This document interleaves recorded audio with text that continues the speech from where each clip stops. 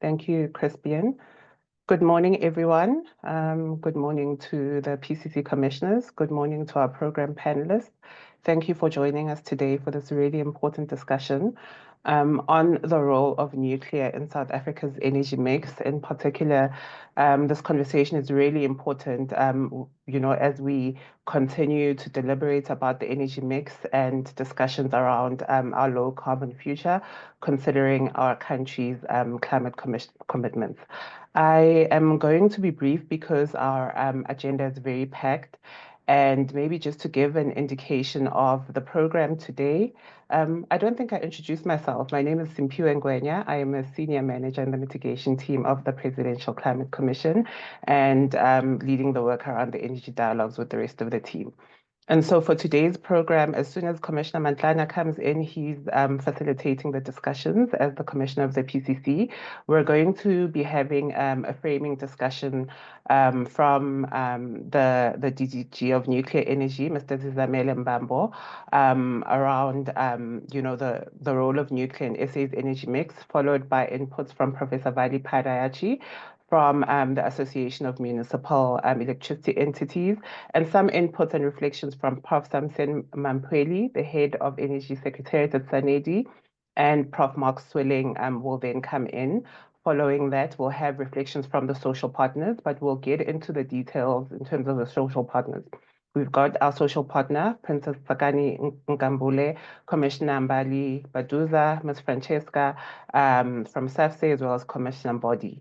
And so that is the overview of the discussion, but really just so we can get into the meat and the content, I am going to hand over to Mr.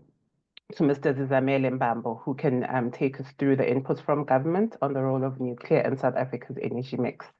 Thank you, everyone.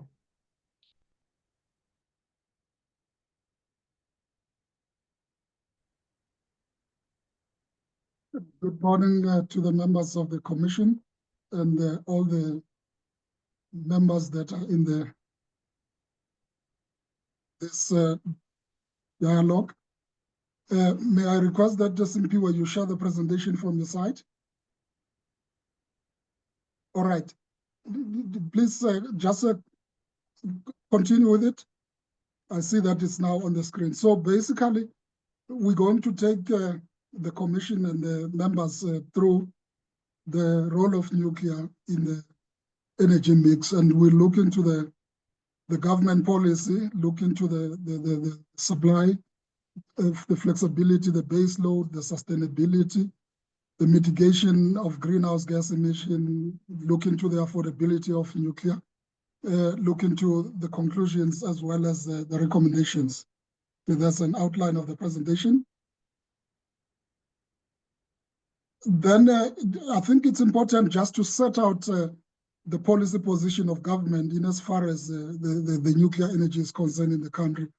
As we all know that we are a country that has got a very advanced nuclear program. We've had experience to operate nuclear facilities for over 60 years in as far as research reactors, Safari research reactor, as well as Koeberg now generating the power for 40 years. The Unit 1 has entered into the long-term operation. So we've got a well-rounded experience as a country in operating nuclear facilities safely.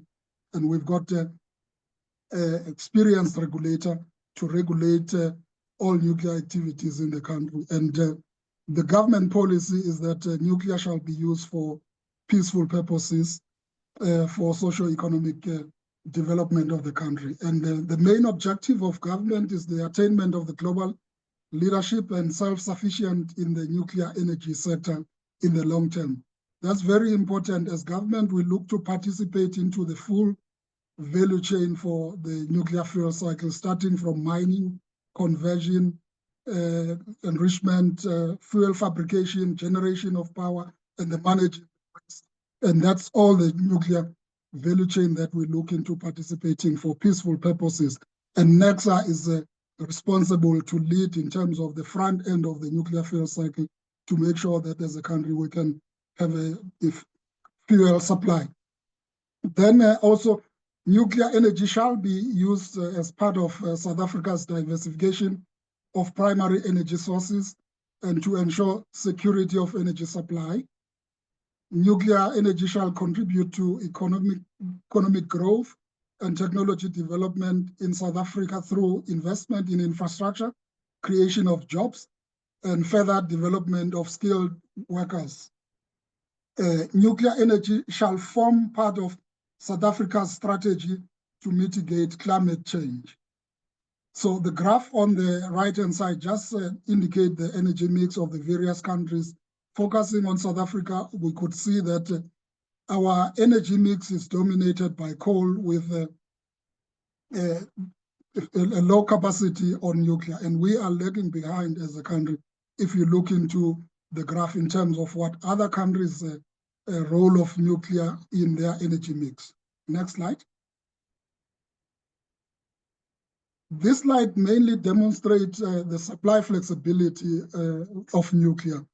Nuclear can be supply the base load electricity and has the flexibility in terms of the design to follow the load twice. A newer design are even more flexible and can match the mid-merit plants. When coupled with processes, it can produce a net output that is completely flexible. In terms of the operations, it demonstrates that the current and new reactor designs can ramp up the power output up or down to match or balance the grid demand. So on the right-hand side, these are just graphs that demonstrate the flexibility of nuclear to follow the load, as well as ramping it up and down. Next slide. This slide then is important just to demonstrate that nuclear creates sustainable and long-term jobs. As we've indicated, nuclear power plants have a 60-year plus lifetime and then provide long-term job stability. The newer design now, Generation 3+ and Generation 4, these designs have got a design life of 60 years, which can be extended for an additional 20 years. That takes it to 80. But also looking into the construction stage, you've got additional jobs that get created over the 10-year period when the plant is being constructed, and also when it's being decommissioned, there's a further 10 years of sustaining high quality jobs. So we're looking, if you talk about nuclear, to an infrastructure that will take you well into 100 years generating jobs and economic activity in the country. Then the few graphs on the on this slide mainly demonstrate the impact of nuclear. That's the one on the right-hand side, just demonstrate the green multiplier of nuclear into the GDP.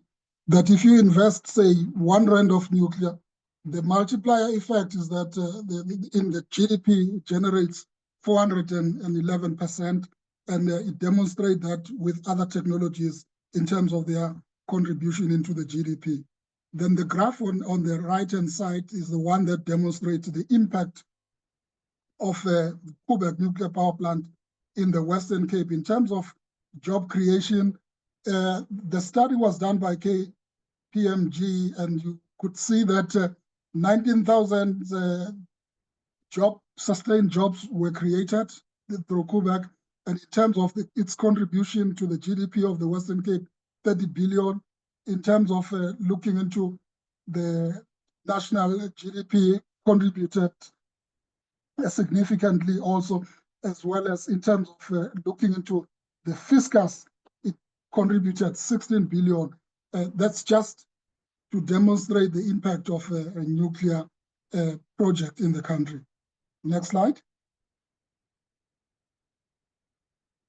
Briefly, also looking into the highly skilled workforce that nuclear provides.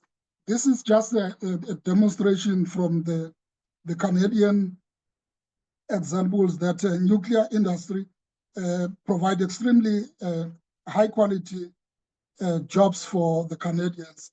And if you look into the different categories, is that you have 42% of the workforce is mainly at the professional level jobs requiring a university degree or higher.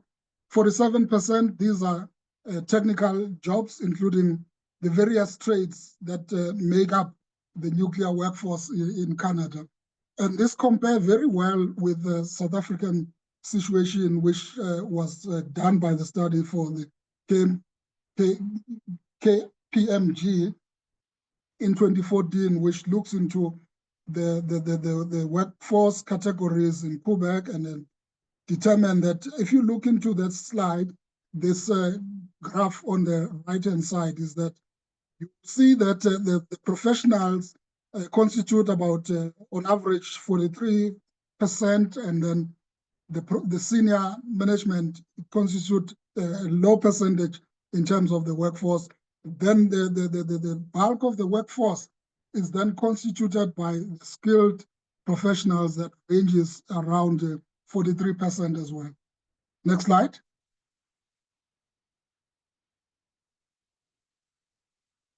Then mainly this slide then demonstrates the mitigation of climate change and environmental damage in as far as the various energy sources, but in specifically the graph on the left-hand side illustrate the greenhouse emission where nuclear is demonstrated that it has the low carbon emission on the overall life cycle. And it's important just to highlight that during operations, there is no release of greenhouse gas emissions from a nuclear power plant. And then the graph on the right-hand side just demonstrates that nuclear has a low impact into the environment. Next slide. Continuing on the mitigation of climate change and environmental damage, then this graph on the left-hand side just illustrates in terms of the clean electricity that was generated from the hydro, followed by nuclear, wind and solar and other energy sources in terms of the dominance of the clean energy that was produced in year 2023. And then looking into the graph on the right-hand side, it demonstrates that nuclear offers a unique value proposition for a net zero grid. This is a report from the US Department of Energy, which compare nuclear with different energy technologies. And it demonstrates that nuclear demonstrated the superior advantage on different aspects that were looked into in terms of it being clean, in terms of it firm, that is the dispatchability, it provides dispatchable power, in terms of the land, low land use, low transmission buildup, concentrated local economic benefits. We've already demonstrated that with the example of Koeberg in the Western Cape, then direct heat application. So nuclear provide all these advantages compared to other technologies that are listed in the graph. Next slide. Then in terms of affordability and that decommissioned coal fleet can be repurposed for nuclear power plants, saving trillions of rands on new grid infrastructure. Repurposing of coal-fired power plants can also save 30% of the capital cost. Koeberg currently produces the lowest cost of electricity on the South African grid. When I talk with the ESCOM team, they say that the Koeberg operational cost is around 15 cents per kilowatts. Nuclear power plants are relatively high during the first 20 years of operation due to a capital and investment costs needed to be paid back. But after that, for 40 years plus, the cost is very cheap, as demonstrated by the example of Koeberg. Countries with a high penetration of nuclear power usually have much lower electricity costs than surrounding grid.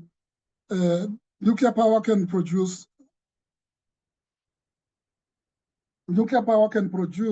one of the cheapest forms of clean hydrogen. Next slide. Well, this slide demonstrates just the size, the location of the nuclear power plants, that nuclear has the right size in terms of the reactors to meet the energy needs of any community, looking into the various types of reactors, starting with the micro reactors, small modular reactors, and large reactors. These can be located in the suitable areas to provide power. Also, the graph on the right-hand side shows that the nuclear is evolving into more flexible nuclear sources that can work alongside chemical plants and renewable generators to create integrated energy systems. Next slide. Well, this slide mainly demonstrates then in terms of the production of hydrogen, nuclear is highly suited to cheap hydrogen. And also the table demonstrates the various applications that nuclear technology can be used for generating electricity, also district heat, industrial applications, as well as producing of hydrogen. Next slide. When it comes to conclusions, it's important that we highlight that a realization in the global community has firmly emerged that nuclear energy has a critical role to play in achieving the net zero by 2050 targets, as well as commitments made in the Paris Agreement. According to the IEA, in 2021, 44 countries and the European Union have pledged to meet a net zero emissions target. As at its peak in the early 2030s, a global nuclear capacity addition reaches 30 gigawatts per year, which is 5 times the rate of the past decade. The 28th Conference of the Parties, that is COP28 agreement, recognizes accelerating nuclear energy as part of the solution, where 198 signatory countries to the UN Framework Convention on Climate Change officially called for hastening the development of nuclear. The 28th Conference of the Parties had 25 countries pledging to triple nuclear capacity by 2050 as part of the effort to mitigate climate change, providing sustainable and reliable energy security. At COP29, this number increased to 31 countries, and 14 of the world's largest and influential financial institutions then signed the declaration to triple nuclear energy. On that basis, we conclude that nuclear power has a significant role to play in the South African energy mix, with small modular reactors, SMRs, adding a fresh alternative on scale, cost, and timelines. In terms of our recommendations to the Commission, is that the Department of Electricity and Energy recommends that South Africa should accelerate the deployment of nuclear energy to ensure security of energy supply, contribute to economic growth and technology development in South Africa through investment in infrastructure, creation of jobs, and further development of skilled workforce. Just go to the next slide on conclusion, please. So the next recommendation is that the Just Energy Transition Framework should consider including nuclear energy and align with global developments. We've already demonstrated from COP as well as the IEA on nuclear. South Africa should consider joining the international initiative to support the role of nuclear energy in achieving the net zero by 2050. The last recommendation we're making is that nuclear energy should be considered for inclusion in the green taxonomy to enable investment into the nuclear projects. I thank you. Thank you, DDG. Thank you for that input. Importantly for this morning's work, thank you for keeping at the time. I'm not going to allow questions for the DDG yet. And apologies for joining late. My name is Brian from CSIR. I'm also one of the commissioners. I want to keep the momentum of the session going. So I want to invite Prof. Padayachi to come and make his input. Prof, you have the floor.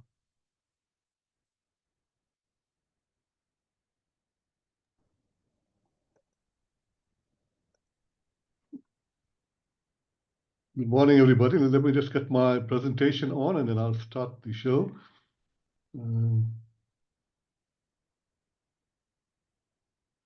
Right, yeah, you're getting a product story, okay? So that's the copywriting, which does the writing, okay? And sorry, can you see my presentation on the screen? Yes, yes, we can. Please put it on slide mode. Yes, I'm going to do that.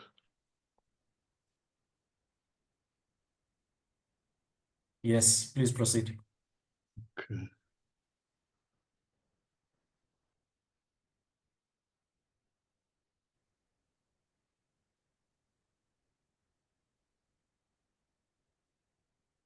I'm just going to.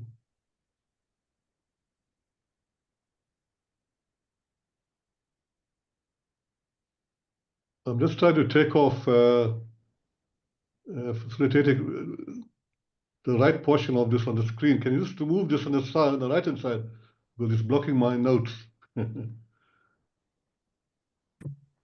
Okay, I've got it now. The facilitator, all PC commissioners and officials present, fellow presenters, AMU colleagues present, ladies and gentlemen, a very good morning and all protocol duly observed. Thank you for joining me today to engage and discuss the role of nuclear power in South Africa's energy mix, specifically regarding municipal electricity utilities and their decarbonisation journey. This presentation, as we know, is part of the Presidential Climate Commission's Energy Dialogue, and I'm excited to share some insights on how nuclear energy can contribute to a sustainable future for our municipalities. Given the limited time available, I'm going to go a bit fast with my presentation. Please bear with me. You will get a copy of the presentation. So let's begin.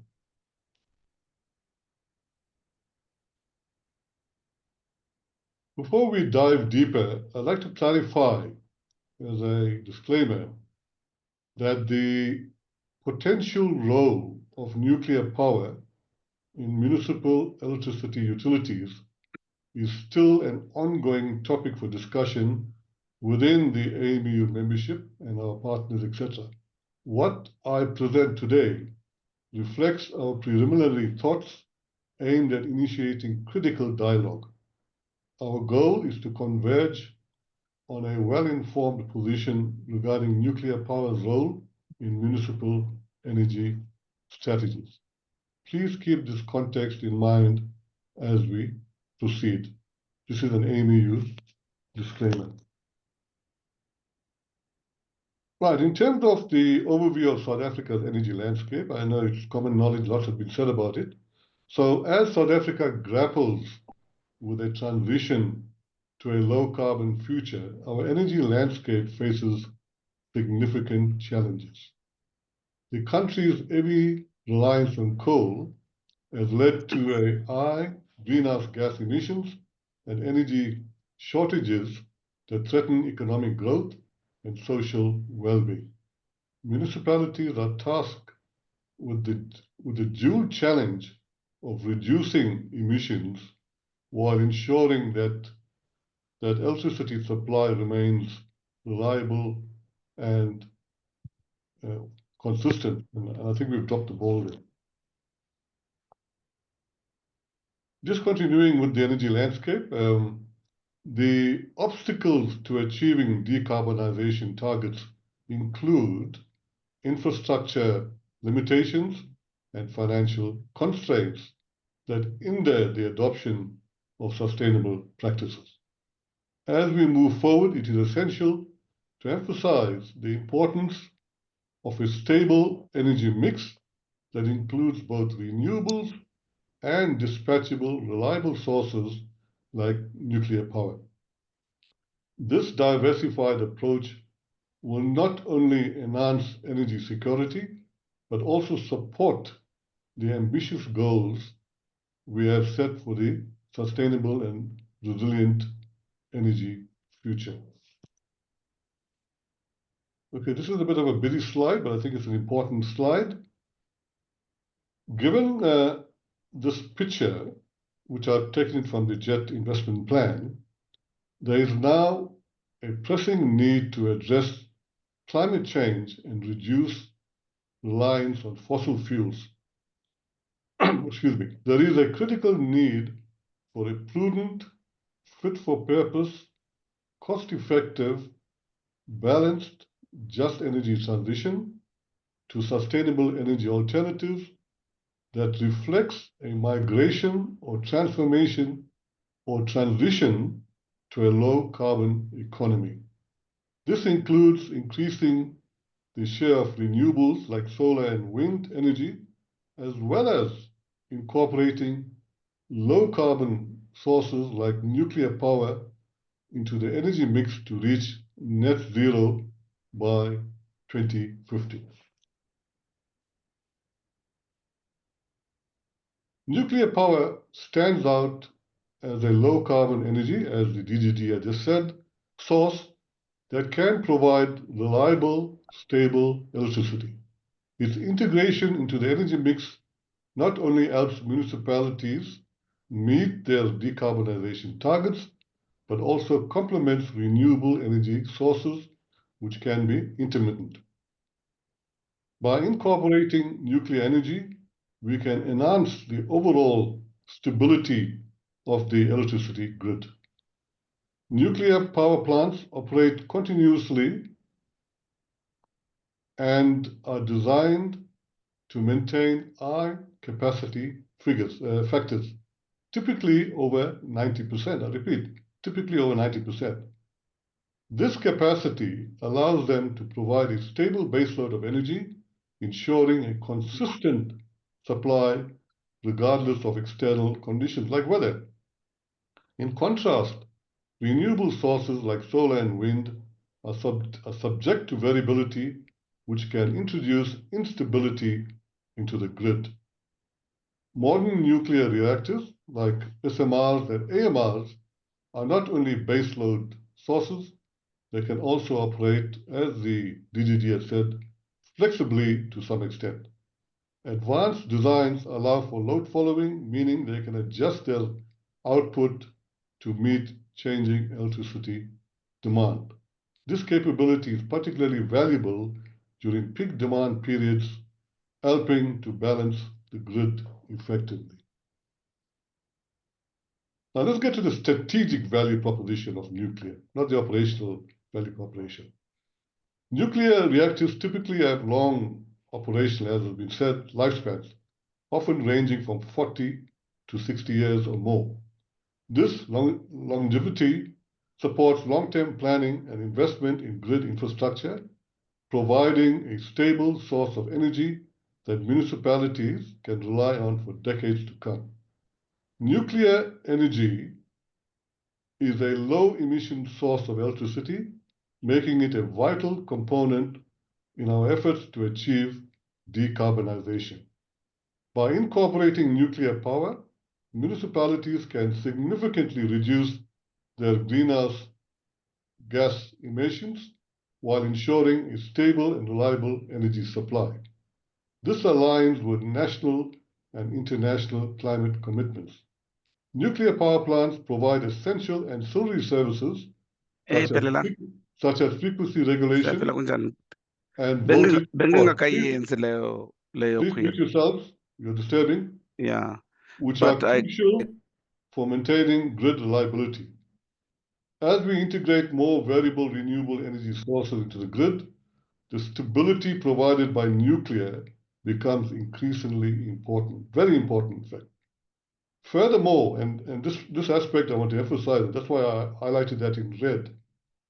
Furthermore, the energy density of nuclear fuel is exceptionally high. I repeat, the energy density of nuclear fuel is exceptionally high, meaning a small amount of fuel, nuclear fuel, can produce a substantial amount of energy.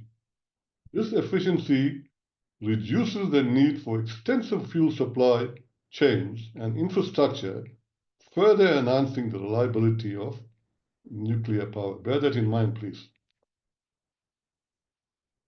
Right, now we can't get away from the financial and business sustainability of nuclear. We've got to make comment on that.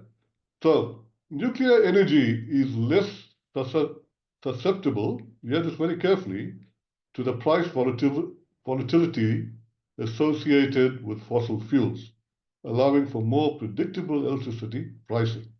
Long-term contracts for fuel procurement contribute to financial stability.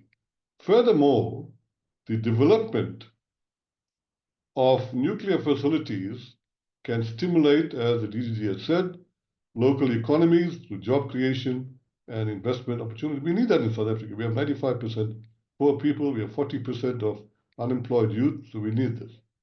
Now, let me make a very important statement here and being transparent about this from a municipal perspective. And I've got it highlighted in red at the bottom. At this stage, I repeat, at this stage, it is not envisaged that municipalities will build and operate nuclear power plants. We will leave that to competent and experienced licensed nuclear plant owners and experienced nuclear plant operators, including IPPs, NEXA, and ESCOM, to do so on behalf of Munics. Municipalities will give favorable consideration, though, to purchasing via, for example, cost-effective, long-term, de-risked PPAs, plus or minus 25 to 50 years. I've had discussions with some international players on this. The economic output, meaning electricity from these nuclear assets, and here it's very important, at a pace and scale the government and the country can afford. I repeat, at a pace and scale that the government and the country can afford. Right. This is another important slide. Net zero needs nuclear. Achieving net zero globally will be virtually impossible without nuclear. The International Atomic Energy Agency, IAEA, which South Africa is a member of, I understand it's a founding member from the 40s, emphasizes that nuclear power is essential for achieving net zero targets. As part of a diversified energy strategy, nuclear energy provides the reliability and capacity necessary to support the increasing share of renewables. It is a key player in the transition to a sustainable energy future. As we aim for net zero emissions globally, let alone South Africa, it is crucial to recognize that achieving these targets, meaning net zero 2050 targets, will be virtually impossible without nuclear power. Nuclear energy offers a dependable source of low-carbon electricity that can help balance the variability of renewables, ensuring that we meet our energy needs while reducing emissions. Without nuclear, we risk falling short of our climate goals. Right, let's get on to nuclear SMRs, okay? The value proposition of deploying nuclear small modular reactors, SMRs, probably microreactors, even AMRs, in South Africa is seemingly particularly compelling, especially in rural areas where access to reliable electricity remains a challenge. One of the most significant advantages of SMRs, and similar to what PBMRs was, is their potential flexibility in deployment. They can be installed in various geographical locations, thereby reducing the need for costly grid expansion. Hence, SMR can also be an off-grid solution in rural areas.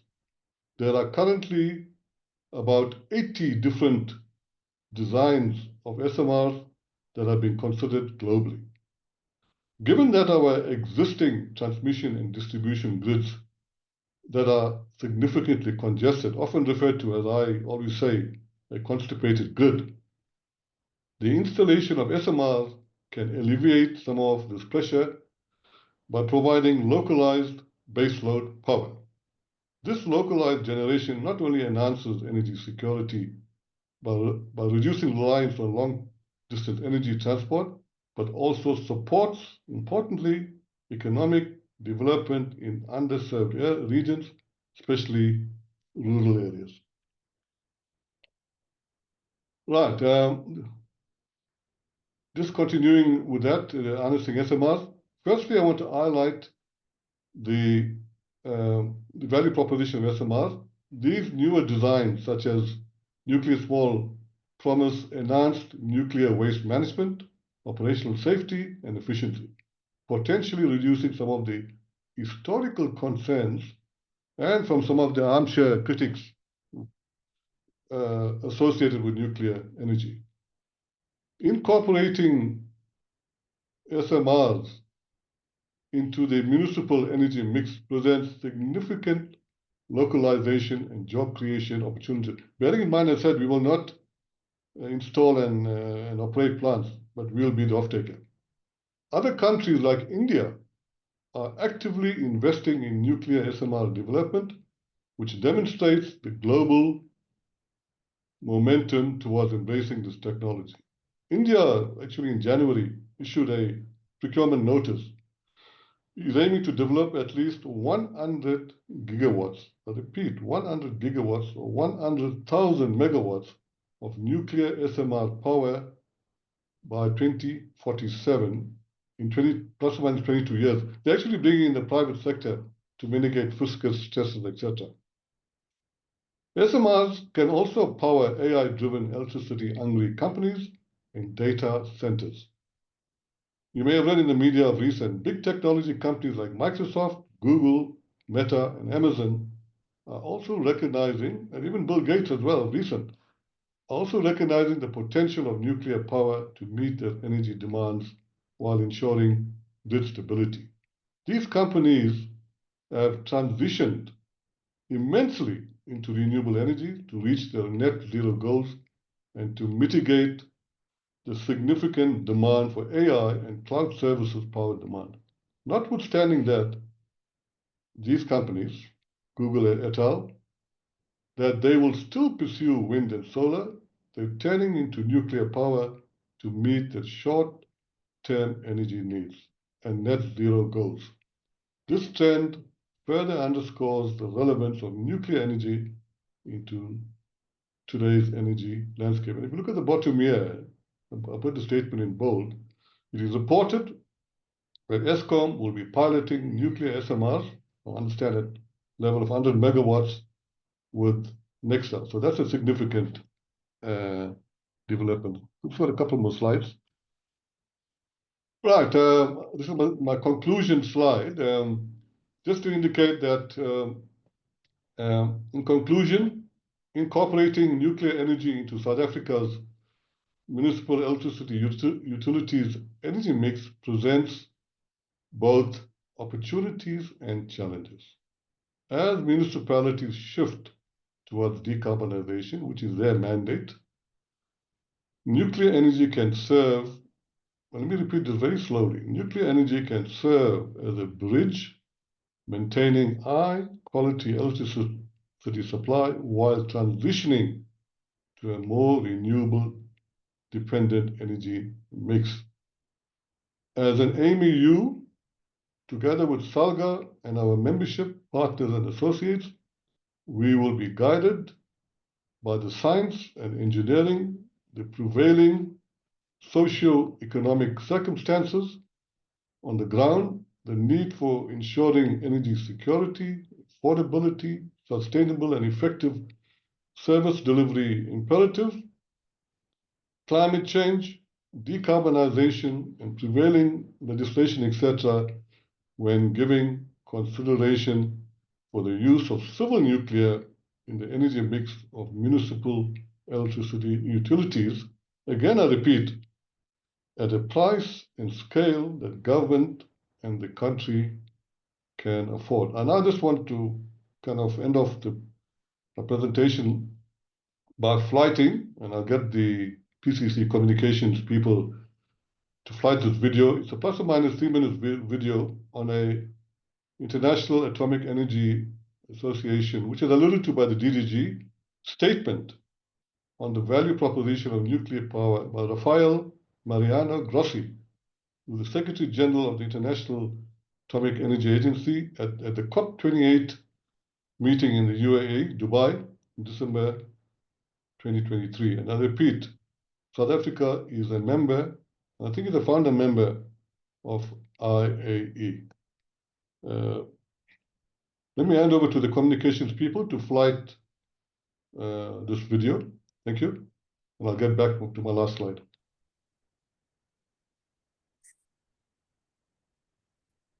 Thank you, Prof. I saw that your video is 3 minutes and we are running late on our agenda. Can I ask the comms team to share this video with everyone, and that will allow us to proceed with the agenda for today. So again, thank you, Prof, for your input. I want to ask now Prof. Samson from Sanedi to come in and make his input.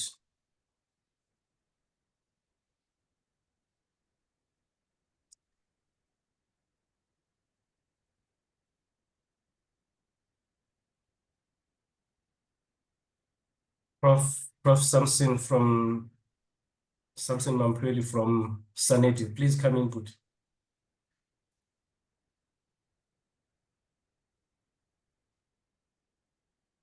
Yeah, I can see your screen.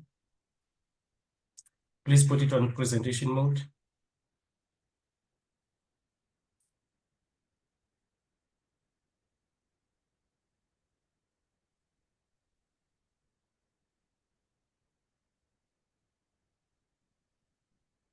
Yes, you may proceed, sir.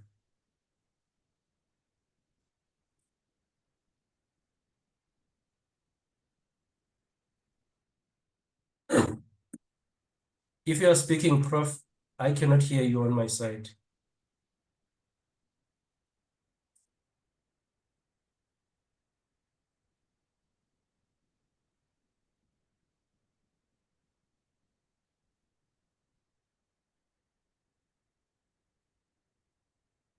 Prof, I still cannot hear you on my side.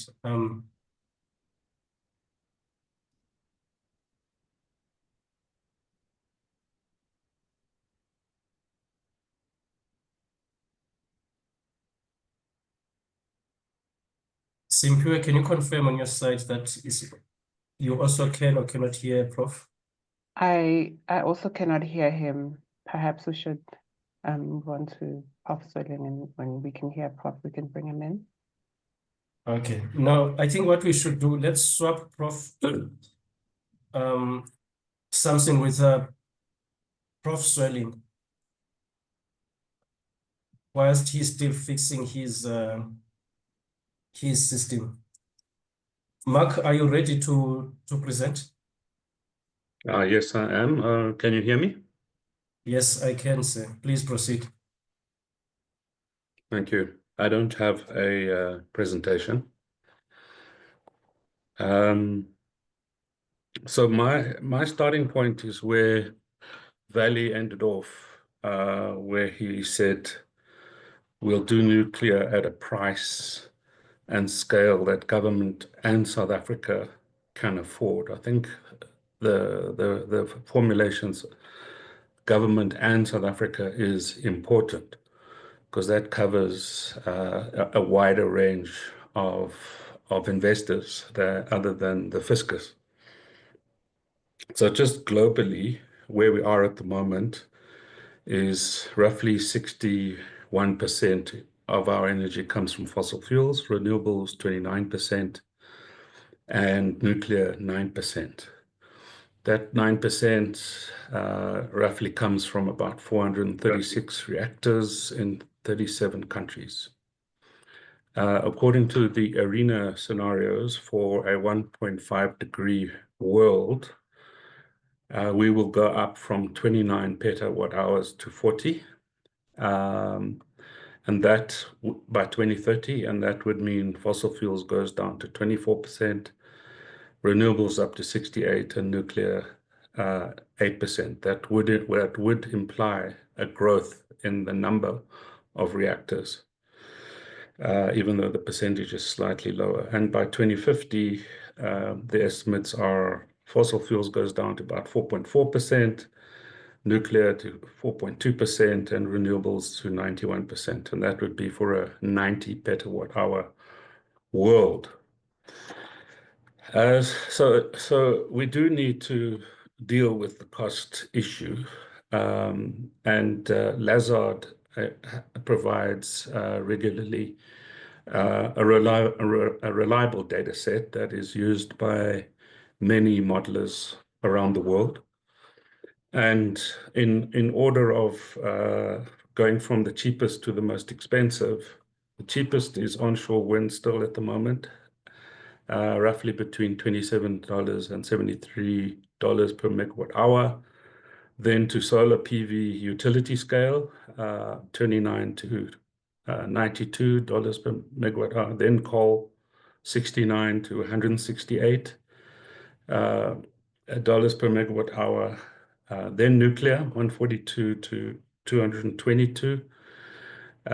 Solar rooftop is very expensive at between $122 and $284 per megawatt hour, and gas peaking is the most expensive, as between $110 and $228. So when it comes to thinking about nuclear, we do need to think of, as a small country with a small economy and a highly constrained fiscus and a conservative central bank that is not fond of printing money, we do need to confront the challenge of where the investment is going to come from. And so I'm not talking as an engineer. I'm not talking as an expert on nuclear energy. I'm really looking at this from the perspective of investment, which in turn is shaped not just by my academic understanding, although I'm talking in my academic capacity, but from my 9 years on the board of the DBSA, where we invested most of our money in energy. But also I chair the task team on finance in the National Planning Commission, and the infrastructure task team, where we're doing some long-term planning and modeling for the energy sector. So when it comes to nuclear, I agree with the first speaker that a lot depends on the capacity factor. The higher the capacity factor, the cheaper nuclear will be, and the longer the life, the cheaper it will be. But longer life is easy to say, but beyond 60 years, there's a whole range of regulatory complexities.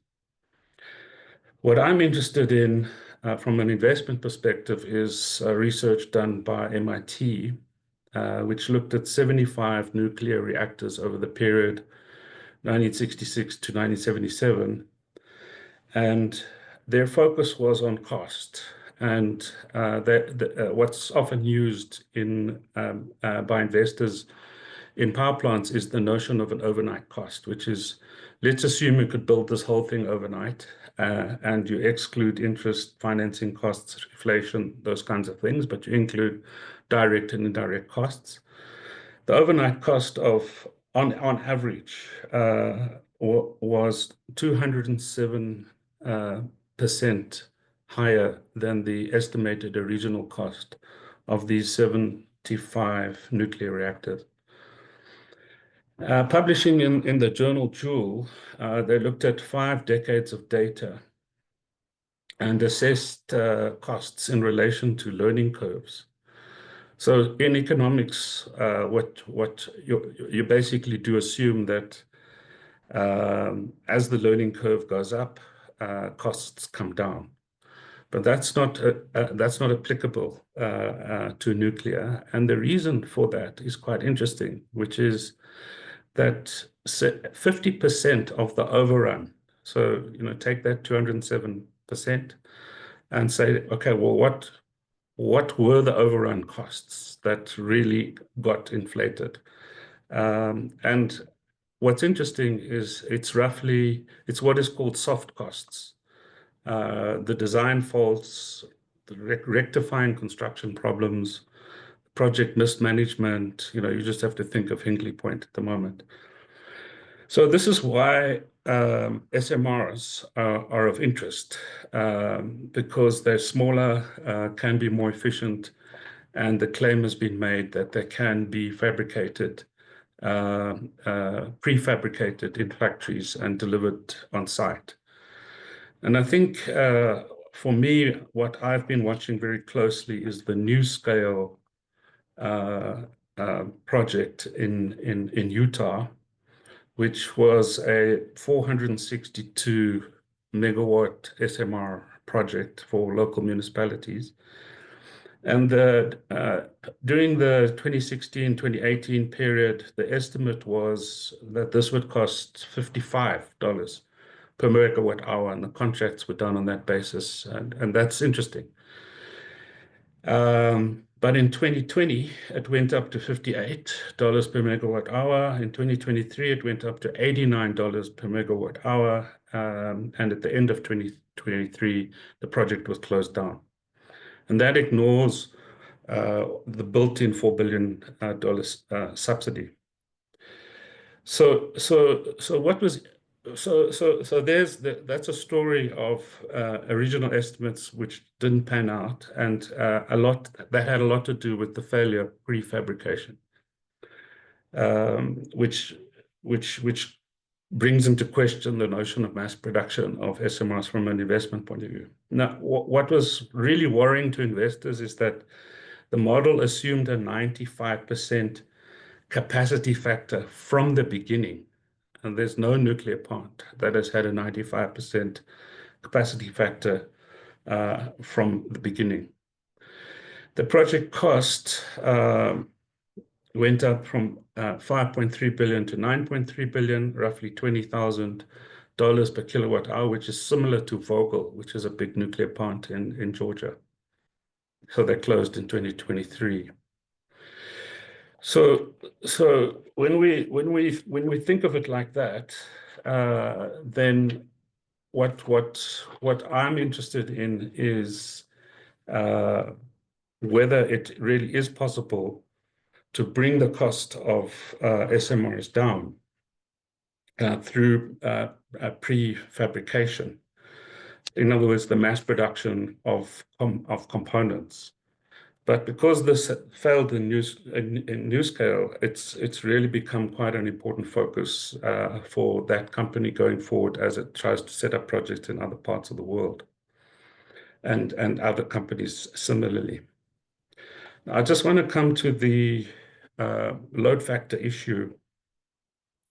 So I hear the point that has been made by previous speakers about new nuclear technologies making variability possible. So what is called load following. So if you have a large quantity of renewables and you want to balance that out, because by definition wind and solar is variable, you can use SMRs as load following.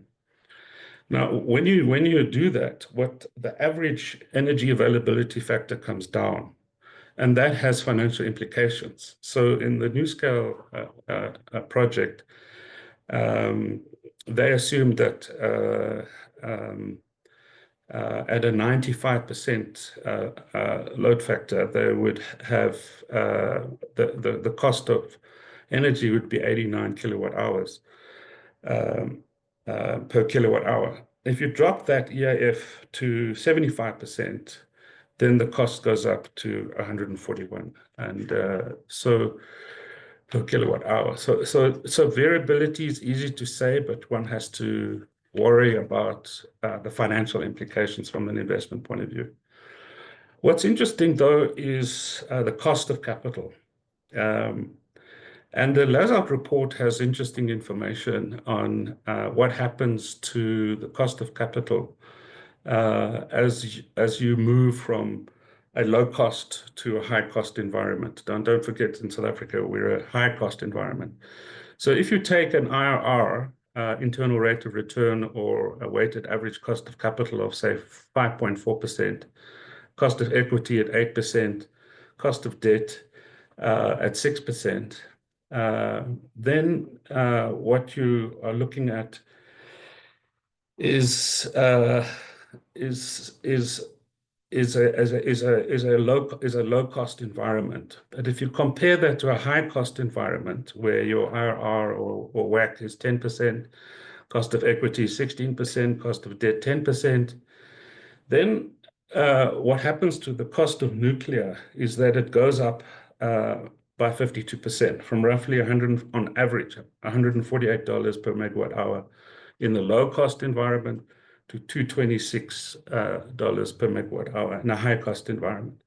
Solar, if you compare that to solar utility, it goes up 23%, from $69 per megawatt hour to $85 per megawatt hour. So we have to bear in mind that we are in a high cost environment, and we have to ask, where's the funding going to come from? So the fisc is constrained.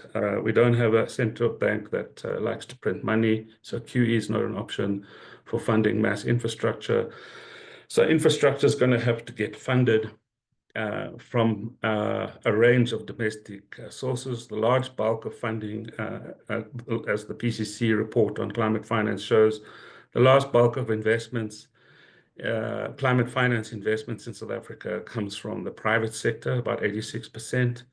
And one needs to ask, to what extent can the South African capital markets handle a large-scale investment like this in a major centralized space? And I'm quite honestly, I find it difficult to see where that would come from. And so what maybe, the PIC is a key player that could make a strategic decision to change the flow of capital in South Africa. But the bond market really drives everything, and the bond market is very much focused on renewables. So that brings me to my final point, which is if we look for international investments, and quite often the suppliers of the technology, whether it's the Russians or the Chinese or the South Koreans or the French, couple their involvement to the sourcing of their own financing. And so my concern is in our new geopolitical context, we need to weigh up who we will be partnering with. The Russians are very aggressive in our market through Rosatom.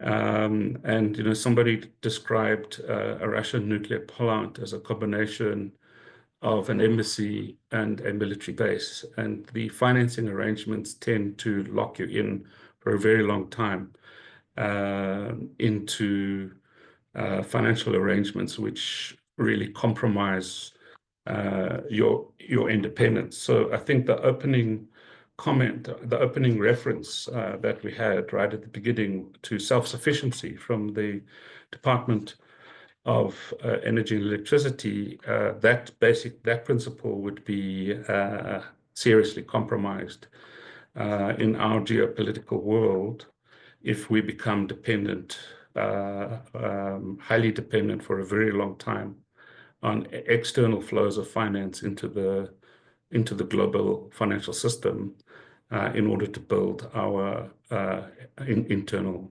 nuclear capacity. So overall, from a financing point of view, I find it difficult to see how we actually raise the capital for an ambitious nuclear project. And I find convincing the arguments that if we are going to do it, especially when it comes to SMRs, the new advanced technologies, let others make the mistakes first. But even if we do decide to do it, we're looking at 10 to 15 years. That's not going to resolve our current crisis. Thank you. Thank you, Prof. Thank you for that input. Colleagues, we are running behind time, and I want to beg your indulgence. Prof. Samson, I request that you wait just one more time because we've got a speaker that needs to leave. He had requested to leave by 12 o'clock. My colleague, Brandon, from the Center of Environmental Rights. So I want to invite Brandon to make his input. And then after Brandon, I will invite you, Prof. Samson, to make your input. Please come in, Brandon. Thank you, Chair, and hi to everyone. I'll try and be as concise as possible. Speaking from one of the many civil society perspectives, South African law has got a very robust system of safeguards, risk assessment, risk management, and transparency requirements. And it's obviously critically important that these would get applied to nuclear as a prospect for as a component of the electricity system. We want to avoid a situation like we had with coal, which for all its benefits that it brought also created tremendous amounts of harms and impacts on communities and individuals, predominantly as a result of the toxic pollution. And the business case for coal, especially in the later years, really relied on the externalizing of costs, because it's either those communities or individuals or the public purse that actually pays for the tens of billions in terms of health impacts as just one component. And this has got to be avoided, obviously, if we're considering nuclear. I think the age of externalizing costs with impunity is coming to an end anyway. And the nuclear industry is notorious for externalizing certain costs. Decommissioning often doesn't come into the modeling, and that's a substantial cost. Waste management, we're talking about some waste that needs to be managed for tens of thousands of years. And then incident management. We know that big incidents are relatively few and far between, but when they happen, they're disastrous. The estimates for Fukushima is that it's cost $800 billion to manage that incident, and that's going to go up to $1 trillion over the next 40 years. And it's only when we stop externalizing those costs that the true cost of electricity can be calculated. And we need this full cost accounting to make reasonable and rational choices. Nuclear is notorious for being over time and over budget. We see that even in sort of technologically advanced countries around the world. And then if we look at our recent experiences with mega projects around electricity like Medupi and Kusile, along with the sort of overruns, mismanagement, and even corruption, what is to say that that would be any different with nuclear build in the country? We have our National Environment Management Act, or NEMA, which has a number of principles which would need to be applied. Including that any development is economically, socially, and environmentally sustainable, that waste is avoided or minimized or disposed of in a responsible manner. And in South Africa, at this point in time, that is not happening with the waste. We just need to look at foul pits, which is a messy situation, and that just relates to interim waste management, not even final waste management. And we know that most facilities around the world battle with final waste management measures. NEMA also says that responsibility for environmental health and safety needs to be exercised throughout its life cycle. So we need to take those tens of thousands of years into the future into account when we make these decisions. And then we need to look at need and desirability. That's also a lens through which we can assess risks. And if we take into account that probably the best case scenario, even if we started a big nuclear build now, that given everything and given history could be up to 20 years, and even that might be optimistic. At that point in time, we're going to have widespread renewable energy generation put in place. We're going to have worked on the transmission and distribution systems. And we might get to a situation where the energy, the expensive electricity that's being produced by nuclear is not even going to have customers. Or perhaps the affluent and the business community will all have put their renewable systems in place, and economically marginalized people in the country need to pay for the expensive electricity. So failure to assess any of these adequately basically contravenes our right to administrative justice. So we do need to see full assessment and transparency, because we also know historically that there's considerable lack of transparency when it comes to nuclear power decisions. And then the state decision makers need to take the right decisions. They need to be rational, they need to be procedurally fair, and they need to be lawful. And if they're not, they're open to challenge. So there are a number of constitutional rights that stand to be limited in a poorly handled process, such as the Section 24 right to a safe environment, as well as the rights of children and future generations. If we consider the dangerous lifespan of the waste, we are borrowing from the future, and there need to be exceptionally high standards of care with consulting with youth and with representatives of future generations. And with that, thanks, Brian, and I'll hand back to you. Thank you very much, Brandon. Thank you for being brief and being very clear. My plan, colleagues, was to start the session on exchange amongst us at 12:20. I'm not doing well on that. But Prof. Samson, are you with us? Please come back. I'm here. Can you hear me now? Certainly. Please proceed. Okay. Let me try to locate my slides. Now you can hear me. I can't see my slides. All right. Let me just talk to them so that I don't waste time. Thank you.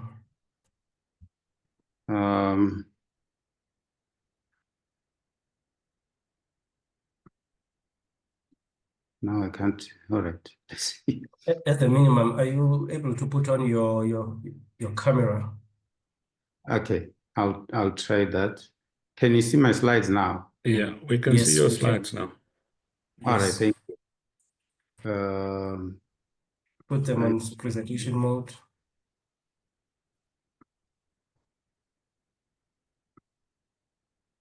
All right. Now, thanks, colleagues. A lot has been said already, so I'm not going to repeat what the previous speakers have said.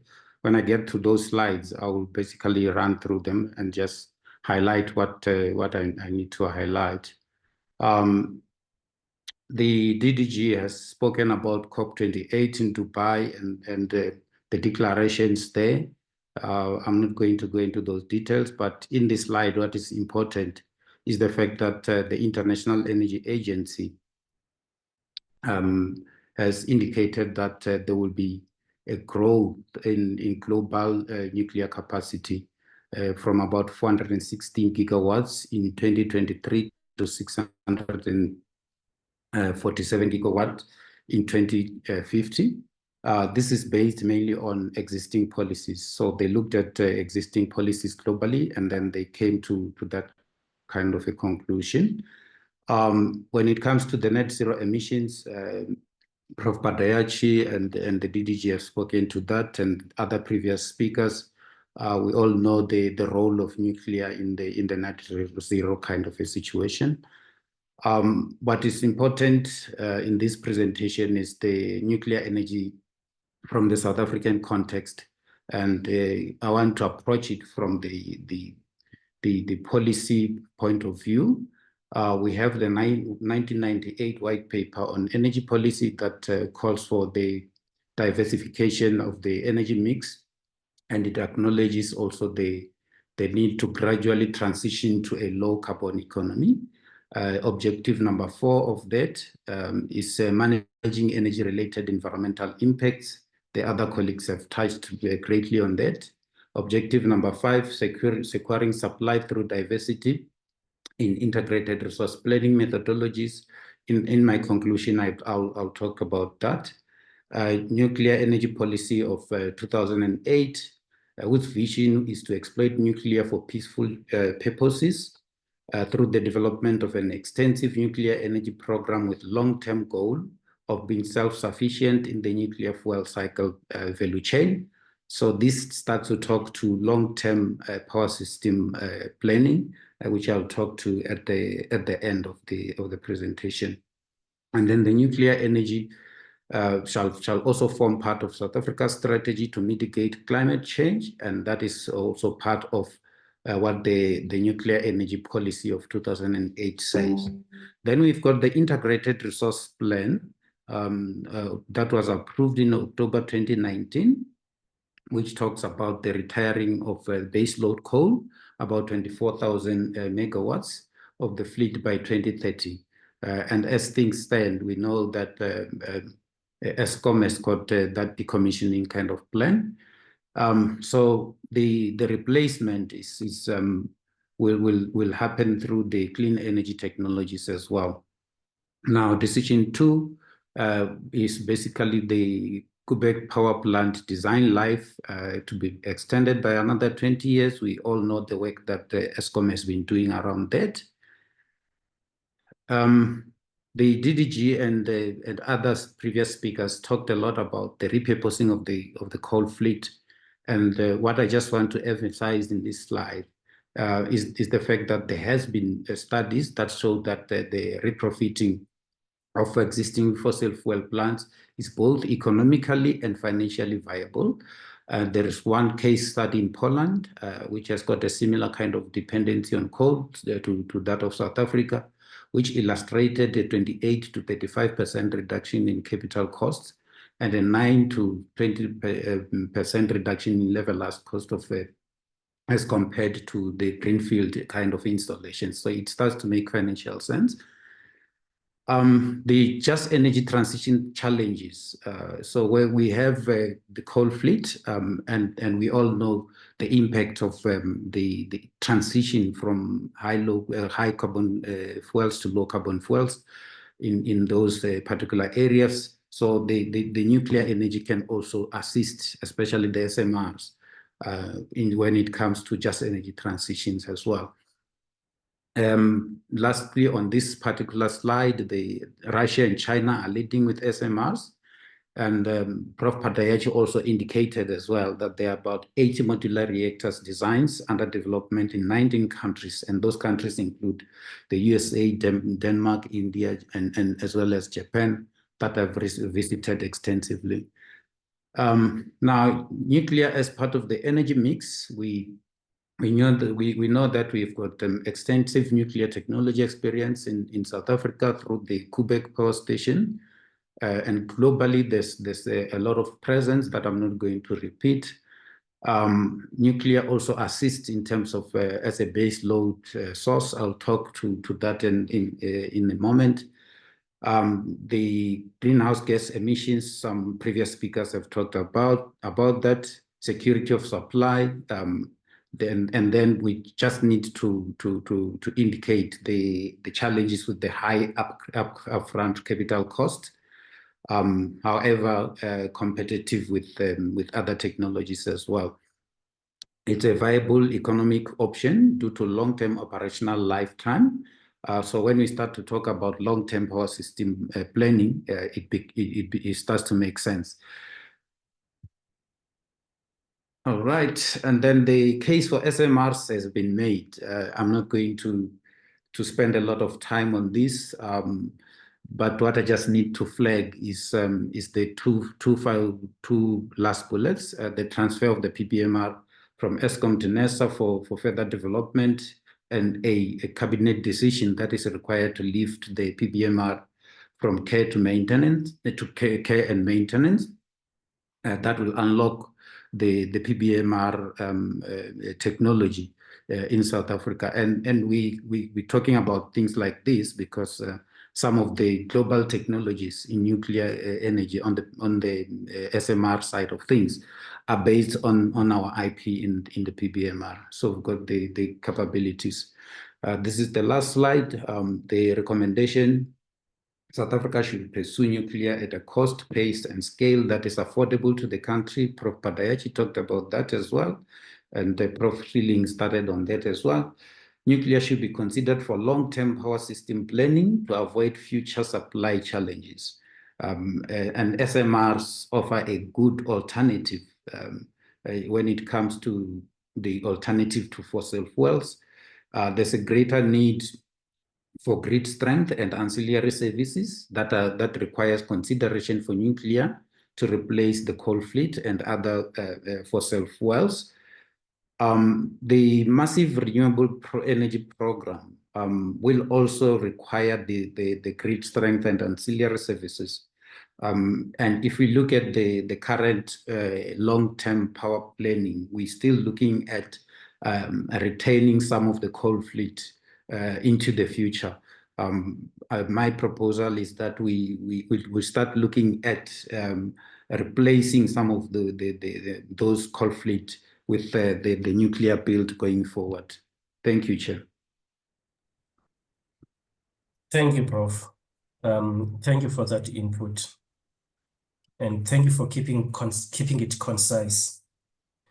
Colleagues, we now have 2 more inputs. Then we're going to open the floor for the exchange amongst us.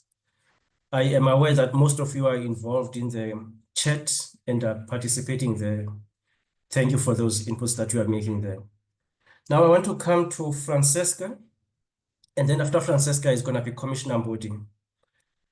Francesca, are you ready?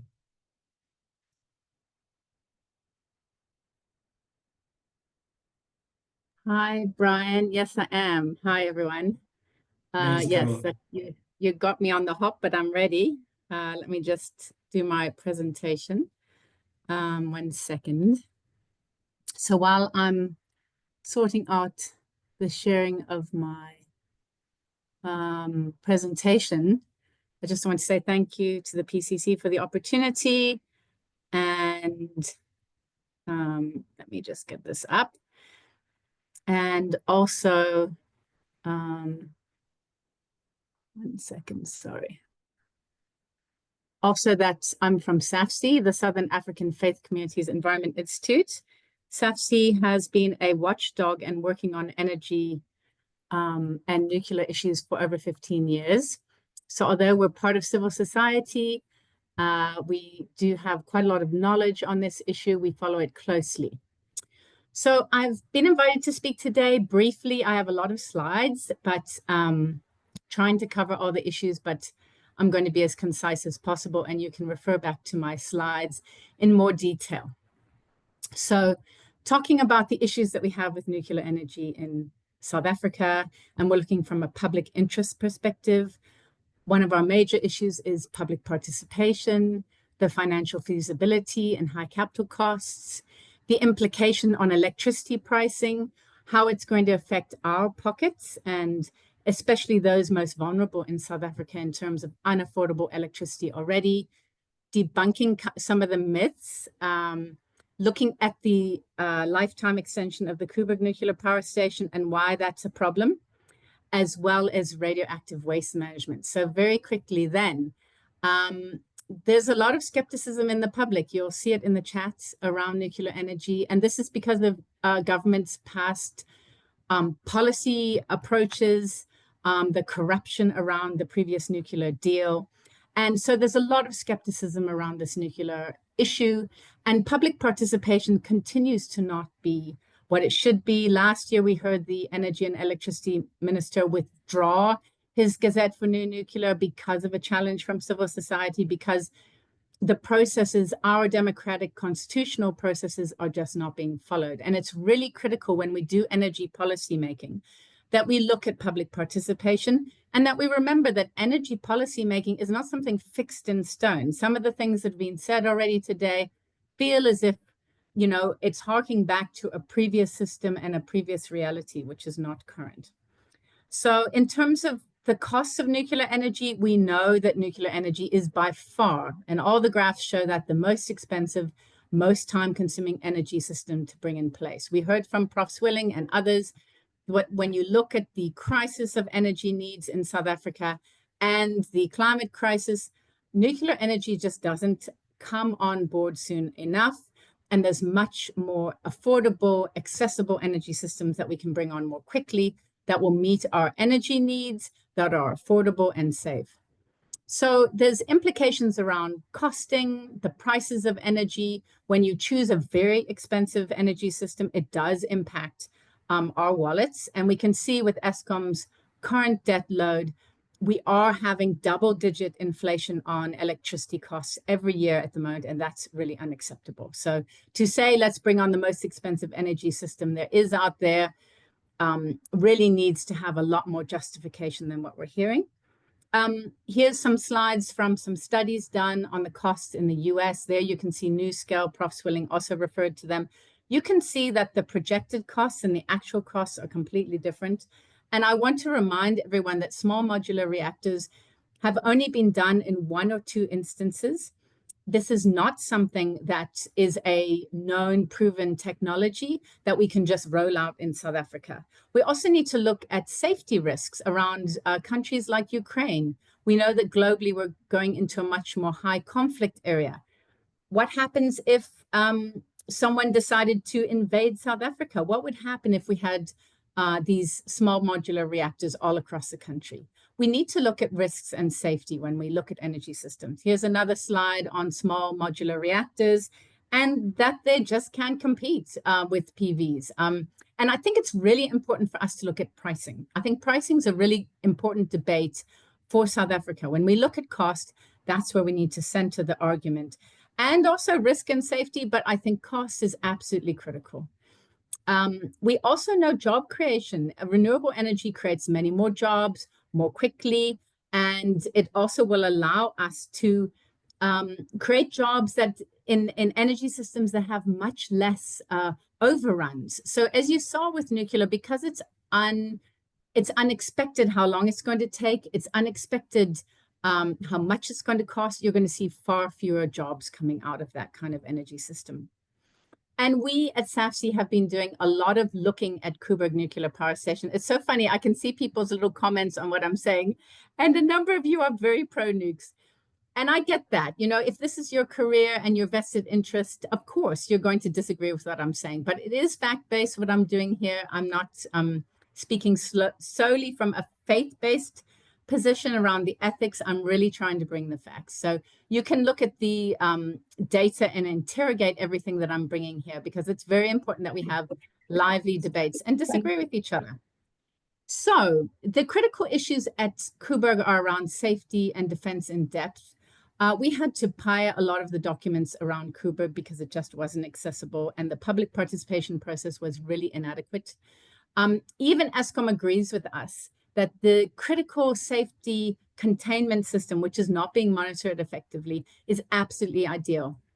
When you look at that, we're looking at far into the future, at least 5 years away, for this critical safety and depth system that we need for the safety of the Koeberg Nuclear Power Station to be addressed. This is the lack of transparency around this. We had to dig and dig and dig, and as I said, use legal measures to get this information. So it's absolutely unacceptable that we are not being fully brought into reality of the safety issues, the concerns at Koeberg, how it's being run. I know this is some of the legacy that we had around our energy systems just not being looked after properly, but it's absolutely critical, and I cannot emphasize this enough, that when we have energy systems, they are safe, and that that Eskom and the government is being transparent about their functionality. Radioactive waste, we heard from Brandon and others that the true costs of radioactive waste are just not being contained. They're not being shared. It's not part of the cost calculation. Furthermore, Falputs in the Northern Cape is one of the most disadvantaged communities around South Africa, and the consultation process still to this day is not being done effectively.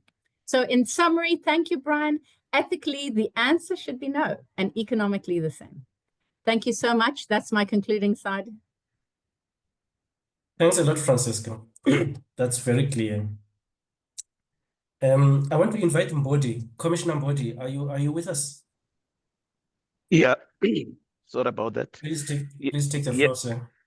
Yes, I'm here. I'm not going to flight a presentation here. What I'm going to start with is every of the alternatives you have in the energy mix have got some pros and cons. So we cannot have to scare each other into submission because of certain levels of pros and cons that needs management. So everything that is in the energy mix, it's very, very important to note for what it is, the pros and cons. Of course, I come from NUMSA, and I am a commissioner representing labor. We do believe that energy mix is important for us to manage our energy situation in the country, and also dealing with climate issues, answering the climate questions. But what is important for us as organized labor is the issue of nuclear being labor intensive. Now, it being labor intensive answers a question that we have as a country, wherein we must be sure of the net jobs that gets created when we move from one technology to another. Actually, our approach has never been that we are lobbying for replacement of a certain technology with another. It is to make sure that we make use of the availability of our resources in the energy mix to answer all the questions that should be answered, socioeconomic questions that need to be answered. And for us, we believe that both wind and solar need the baseload backing of nuclear. And it is important, therefore, to look at the energy availability factor of Koeberg in order to make sense of this. With regards to safety issues, we believe there is a regime of very stringent safety guidelines that can look at the issue of safety. So we don't have to be scared to make sure that in our feasibility studies, in our look into how we make use of the energy mix, that we go deeper and look and understand nuclear for what it is. I think the other thing that I have to indicate is we mustn't have blind debates wherein we are debating in the dark about what nuclear is. I think the awareness will do us good so that we may make better choices, not by using scarecrow tactics. Because it is very, very important. By the look of the debates that we are having in the chat, I realize that there is quite a lot that needs to be known that is not known, but people are digging to their heels without knowing what nuclear is, but they are arguing nonetheless. Like I've said earlier on, we are not lobbyists for anything that is in the mix, but we are lobbying for the use of all we have in the energy mix. And that is basically where and the issue of cost, it is clear it would have to be according to the pace and the affordability of the country. So let's not be scared to plan, to have a long-term plan so that we may achieve net zero. We may not achieve net zero without nuclear. Let me stop there. Thank you. Thank you, Commissioner. And thank you for introducing yourself, just like all the other speakers. Colleagues, we've had two different sessions. We've had the first session was more on speakers speaking from providing context, and then the last two speakers were providing reflections based on their constituencies that they represent. Now we are moving to the last component of our event, where I'm inviting you to make inputs into this discussion. Please do so by raising your hand. I will invite you to make your comment. Introduce yourself and where your constituency or your organization, and then make it as brief as possible, your input. Perhaps towards the end, we can invite the speakers to comment to some of the questions or comments that you will make. We need to close by 1 o'clock. So we've got about 25 minutes max for this exchange, but I'm looking forward to hear you and to see, to get your inputs. I request the Secretariat to assist me to picking up hands of the people that want to contribute. We've got, okay. Yes, continue, sis. I was going to say we've got Etienne Rubas, and he's ready to speak, and followed by Jabulani as well as David Nichols. They're ready. Hi Please, all. coming Etienne. Thanks for the opportunity. Just a question. I'd like to share my hypothesis, and I'd like to get comments from the speakers.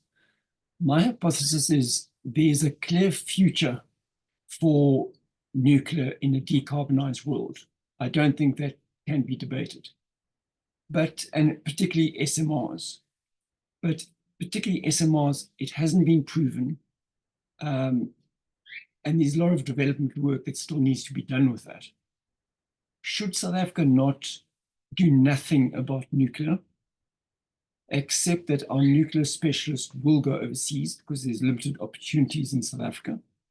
And when the developed world has perfected SMRs, we essentially copy and paste that technology and install it in the country, and then pay the big bucks to get those exports to come back to South Africa. Thank you. Thank you, Etienne. I had Jabulani next, and then after Jabulani is David Nichols. Jabulani?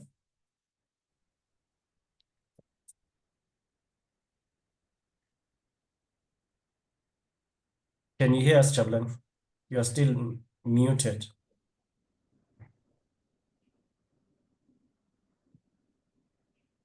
Okay, we'll come back to you, but Jabulani, let's go to David. David, can you hear us? Yes, I can hear you. Thank you, sir. Please proceed. I've got a couple of comments, basically, and it's all to do with the economics and the affordability. My general comment is that there are two teams in the world building current generation nuclear plants. One is the people who are doing it consistently, and in that you can put in the Chinese, the South Koreans, the Russians. And they are, like most mass producing people, making things essentially on time, on budget, to essentially fixed contracts. And that was the way we got Koeberg built. Oh, sorry, I must introduce myself first. David Nichols, I was in Eskom for 35 years, retired. I'm now the chairman of Nexa. So I've been in this business. I ran Koeberg for a period. I ran the nuclear program. I'm always amused when somebody accuses the nuclear deal of being corrupt. I didn't get myself a Lamborghini out of it. And I haven't seen the Zondo Commission didn't mention nuclear anywhere. So I'm not sure about that. Getting back to my comment. We know that people who haven't done it before screw it up first time round. When we did Medupi and Kasili, we assumed that we as a country had a DNA somewhere in the walls of being able to build large projects effectively, like the Eskom six-packs. We didn't. We had to learn very painfully from the beginning. The same with the nuclear deal. So you can see the French, who did Koeberg extremely well back in the 1970s and 80s, fixed price budget, and they're now making an absolute shambles of the European builds at the moment they're doing. So the first problem I've got generically is the concept that says, if you go out and are somebody who has currently built a plant on time and on budget in the last 10 years, you end up talking to the Russians, the Chinese, and the Koreans. And they do very good plants. No one's debating their skill set. And they also provide 100%, virtually 100% financing for those at very low rates. And that's happened to all the export deals in the world to date. This is not some vague thing. It was offered to Eskom with the nuclear build program in 2007. 4% nominal in dollars, 2% inflation, that's 2% real.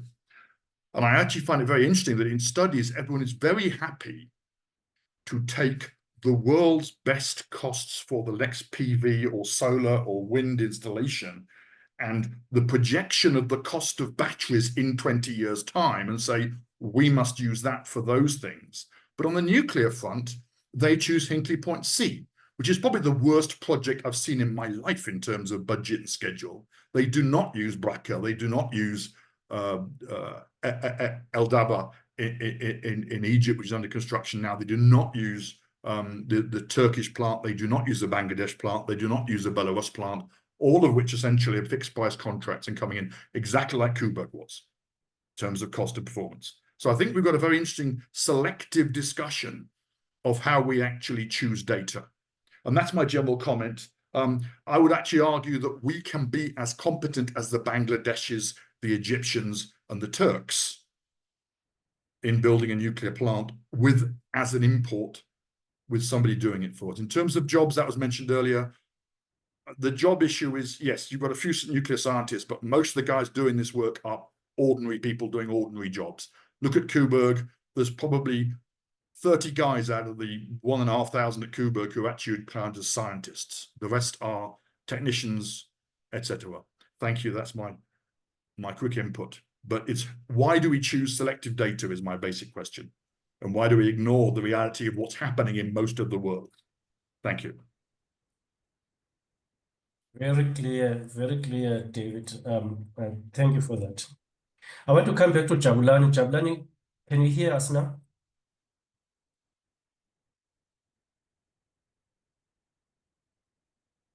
Your hand is down now and you're still muted, Jabulani Mangen. Okay, let's proceed, colleagues. I've got Lufuno Chigalang. Please come in, Lufuno. Thank you so much. My name is Lufuno T. Korombe. I'm the founder of Oriza Consulting. We are focused on cyber law consulting and cyber security. So energy is one of our interested part as it is part of the environmental law. First, Chair, I would like to thank you. Nuclear energy, that is a subject of interest for everyone who is in South Africa. However, I've always attended these meetings for purposes of understanding, but we have always been few on this course. And we know our challenges. The triple challenges remain the same, have not changed according to the NDP review that was published last year. So obviously, even if it's on the Facebook, not everybody is able to connect because of data issues, which we are all aware of. And I believe that this limited numbers, it's fueling the misinformation and disinformation. So as somebody who is not an expert in the field, what I've been chat, it's like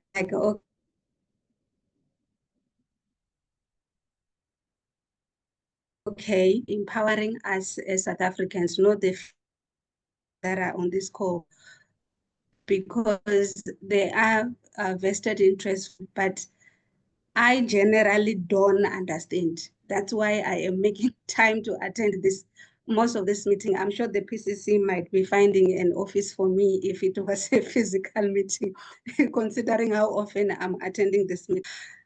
I have a challenge that we are not being empowered, and then you can contribute and decisions are then made on your behalf, which for me, it's not necessarily okay. So mental perspective, I need to know how friendly is this nuclear energy and how much is it meeting our constitutional requirement, because a healthy environment is a constitutional requirement that we need to be protected and have that healthy. So how is it measured against the constitutional right for all of us who don't understand anything about nuclear? And how is it helping us to achieve the net zero? Because every time I read about the net zero, I get excited because it's like, okay, finally we will have a clear sky. For the sake of us who are not nuclear anything, can we be assisted to understand to a point that if I were to go home to Venda now, I'm a villager from Achivas. When I go to Achivas and I have to explain about this nuclear energy, what am I going to be saying? Because I still don't understand. A professional that I am, I still don't understand anything about this nuclear energy. I can explain a bit about other technological mix, but nuclear energy is still a subject that I don't know. Impact us, and we say it will create jobs, and we have high levels of unemployment.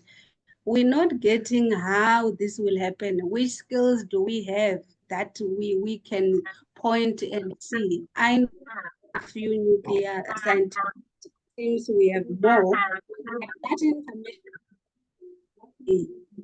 So I saw something from the that he was presenting. He showed us about the Canadian Academy. Where is that Africa, where we are empowering our youth to be able to contribute? Because we need to be, Chair, I am an advocate of local content, and South Africa is used to importing virtually everything. So how is this nuclear going to solve the problem of us importing everything?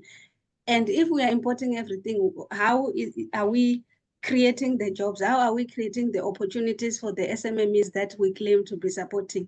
So for some of us who are not nuclear anything, it's an issue of understanding the practical implementation of this, so that when we go out there, we can advocate things that we understand, and we are not lobbyists for anybody, but we do have the right to understand so we can make informed decisions. Thank you, Chair.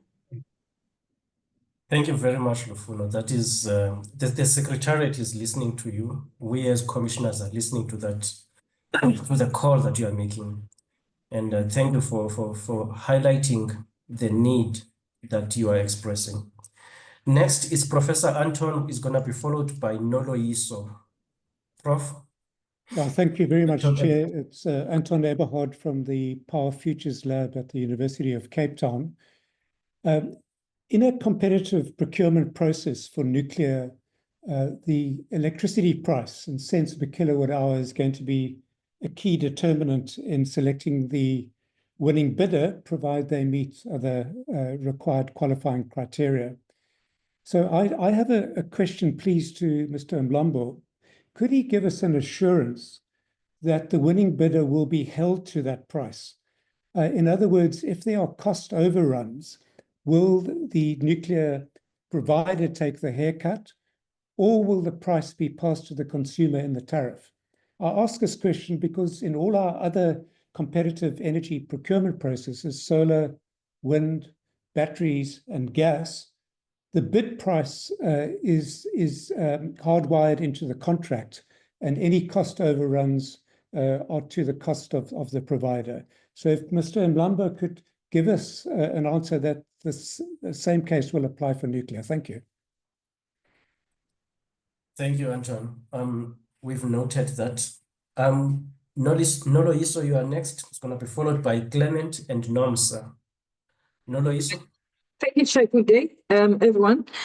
Chairperson, I think my point is not far from the lady who spoke earlier on, just about the issue of literacy. That dawned in my mind the moment DG.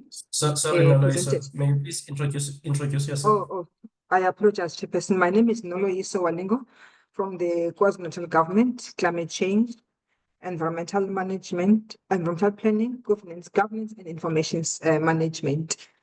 So, Chair, I just thought that the issue of literacy and engagement could be the issue here. I was writing as I was listening that probably what we need to balance our debate is the number one, the cost-benefit analysis demonstrated, as well as so that we can balance our debate. The issue from what people are saying and what is on the charts is mostly around economic benefits versus the long-term environmental concerns like waste management. So now I was thinking, if we talk about waste management, it has always been the issue about nuclear, this and that. And I'm just thinking, up to now, are we still not having some technological advancements in that area? But importantly, my suggestion with regards to increasing the literacy and engagement levels is a model that I observed with Sanity when they are engaging the public on the CCSU. Public engagement, basically that process of continuously increasing people's literacies, demonstrating practically the issues they are talking about, comparing sites from sites, Canada, South Africa, South Africa, South Africa, province by province, and so on, so that people can observe the data that comes out of the discussions. That thought was even triggered more from the slide that Professor Fufolo DG was having a portion on environmental benefits. So that is not accompanied by the demonstration of the benefits. What happens with management? What is the reaction to the concern and so on? So I think that Sanity model can be learned from. I think it's still continuing because the last time we met with them was 17th January last year, and their message is the same. And they've shown us the progress they've made since I personally engaged with them from 2015. Maybe before that they were already engaging, but taking people from every level so that they can understand what CCSU is all about, which sites compare to what site, whether we believe them or not, but the process of engagement to increase the literacy level, the understanding of people. Appreciation or no appreciation is fine, but there is a process of continuous engagement. Thank you, Chair. Thank you, Sisi.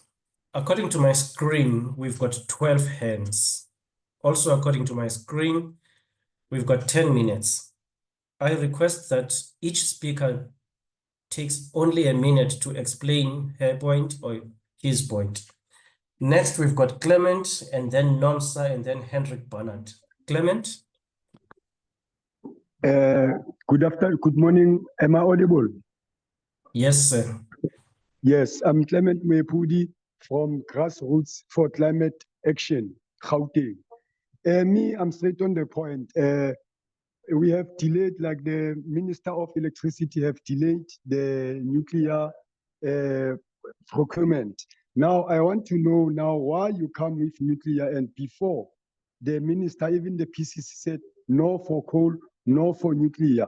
But now we are speaking about the mix of nuclear, and we don't point the disadvantages. We are always saying nuclear is good, but we know that there are disadvantages of radioactive waste in Val plants. There are still waste there that is even in the Koeberg. And we don't talk about the potential accidents. We have to talk about the bad things of nuclear. And there is a high initial cost because it takes almost 10 to 16 years to build. And we as South Africans, we don't have experience about nuclear. We're gonna call overseas companies to come and work in South Africa and also teach and give us skill in South Africa. But now we don't consider and we don't consult the community. And we have to produce and talk with our language because we've got 11 languages in South Africa. Why we don't firstly start to the community? Because the majority of South Africans are blacks, but mostly because Bill Gates, he's producing the small modular reactor. Now you say the small modular reactor is the good one, it's a clean energy. Nuclear is not a clean energy. You say all the time it's a low carbon emission energy. It's still carbon there, it's still going to emit. Let's go for renewable, like on COP29. We have said, and the countries have said, they must triple their renewable energy. Please, as South African, let us be wise.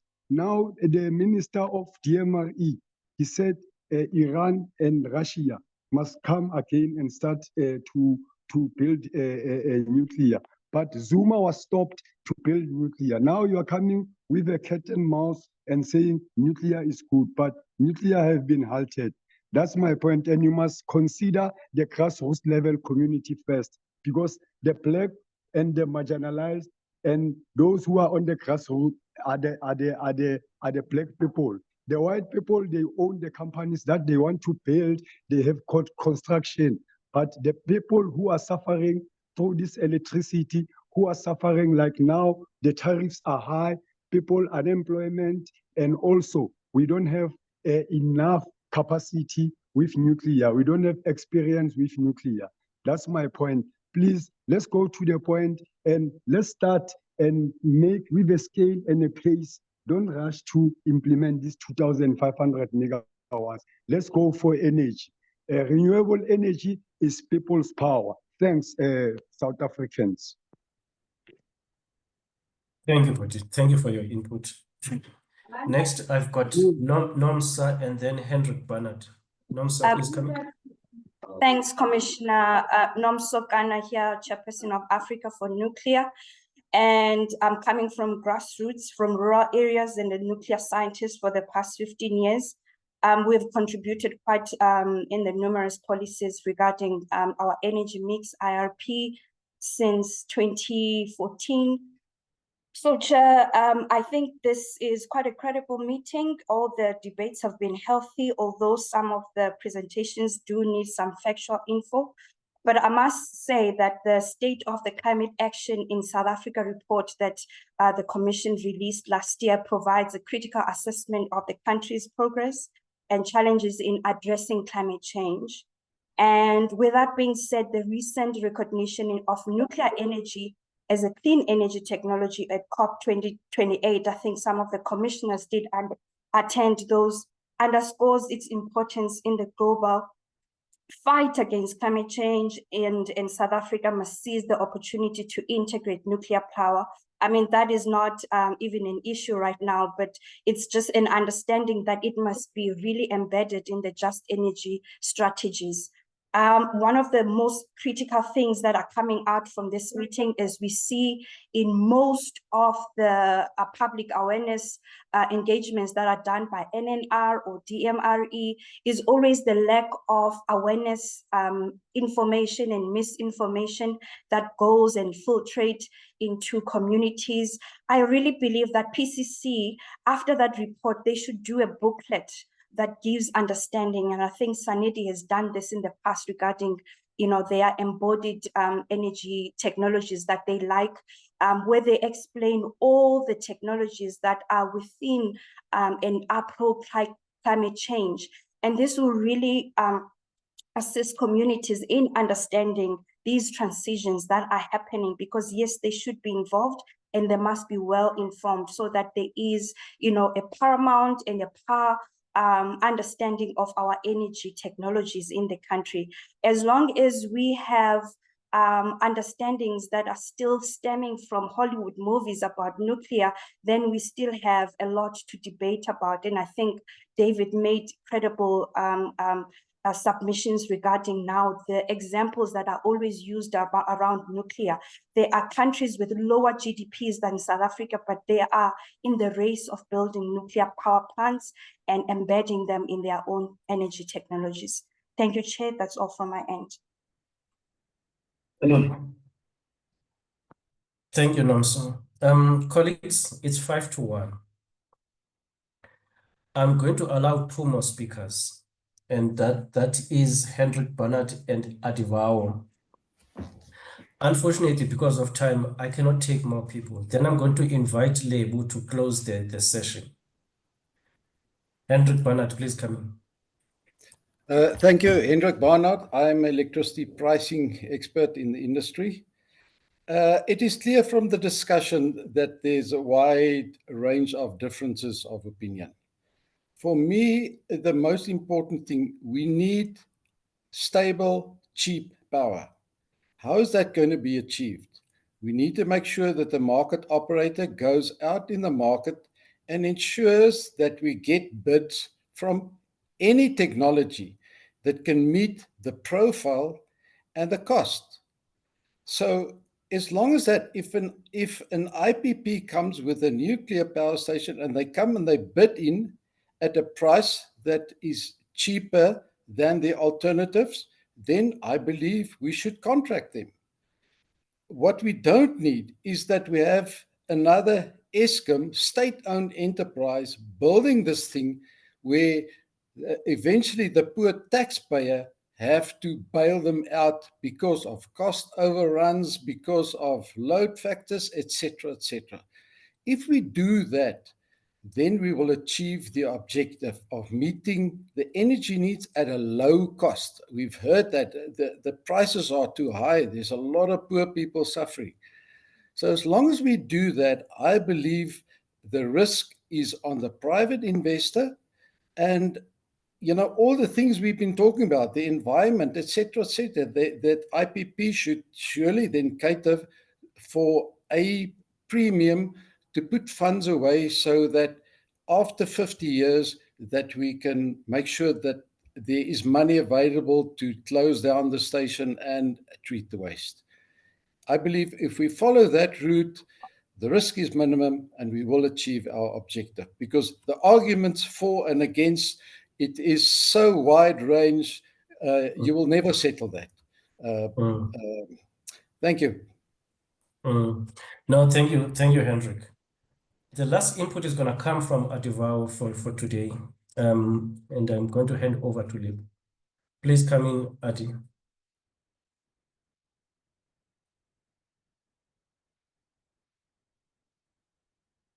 You're still muted.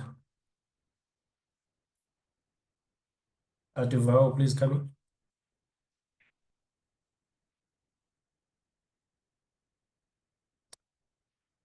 in. Okay, let's take another one. On my list, it's Kgaupalelwe. Kgaupalelwe, can you hear us? Yes, I can hear you. Thank you very much, Chair. And thank you to the most Chair. I'm Kgaupalelwe Santswere, Deputy Chairperson of Nuclear Industry Association of South Africa. Firstly, let me acknowledge the nuclear industry has to do more public awareness. We need to engage our communities, especially at grassroots level. We've been doing that. Just recently, last November, we were at Guga local municipality near Dispent, and we did that. Chair, I think the PCC must move away from a polarized discussion that I've been seeing, where we want to take technologies and compete against each other. I think it's high time South Africa look at what is good for us in terms of the generational mix. We need to look at how much we can get from renewable, how much we can get from gas, nuclear, and so forth, in order to propel our country. I think this polarized view is not going to take our country forward, it's going to take our country backward. So I urge the PCC that let's try to find a common ground. Let's come to say that from renewable, from nuclear, from gas, how much contribution we can get and move our country forward. Thank you. Thank you, Put. That's very clear. On my side, I'm not going to comment on the content that was shared today. I'm just going to thank every speaker that was here and made an input. I want to make special thanks to the Secretariat, Bridget, Nonhlanhla Simpiwe, for the support they've provided me. And now I hand over to Lebo to close the session. Thank you. Lebo. Thank you, Chair. And thanks for leading our discussions in the manner that you have. Just want to thank everybody for their interesting and as well as vibrant participation. I think the need for us to have such a discussion was because we wanted to have all the various viewpoints expressed in a dialogue of this manner. I think what's come up quite a bit in this discussion is that there is a need for decarbonization and an energy transition. There is consensus around that point, and there is a certain need for us to ensure energy security and to do this with energy sources that are affordable for the country's fiscus to handle, as well as for the broader general public as well. I think in terms of just other issues is that, just to clarify that the PCC's stance is really to consider all energy sources, but at the back of our minds to also have this question related to meeting our energy needs, ensuring that there's energy security, but also doing this at a low cost as well. I just want to pick up on just a number of issues that came up in this discussion, and as mentioned, well, not yet mentioned, but just to say it here, that the chat will be publicly available for those who want to access it, and this is a public record of today's discussion. But I think what needs to take place, Chair, is we do need a follow-up discussion, and the PCC is already looking at, or the Secretariat is already looking at ways in which we can deal with this, because there definitely are questions related to a cost-benefit analysis that further need to be probed. Definitely a need for further discussions around economic benefits, as well as to answer the questions around waste management. And I just want to say this is not just related to nuclear alone, but I think all the energy sources proposed more broadly. And also just a question around feasibility and viability of new technologies. The interrogation of the data is something that has come up in today's session. And these are things that we believe a follow-up session will definitely help us in terms of getting a way forward, or in terms of there definitely being more awareness when it comes to not just nuclear, but all the various energy sources that can get us towards energy security and can get to that at the lowest possible cost. With that said, thank you very much for being a part of today's discussion, having a vibrant conversation. Even if we do disagree, whatever the case is in terms of our disagreement on certain issues, I think what's important is to maintain a culture of respect while we debate robustly and try to find a common consensus and way forward towards what the best option is in terms of the most optimum energy mix for South Africa. So with that said, thank you very much, and we hope for an equally vibrant discussion in the next energy dialogue.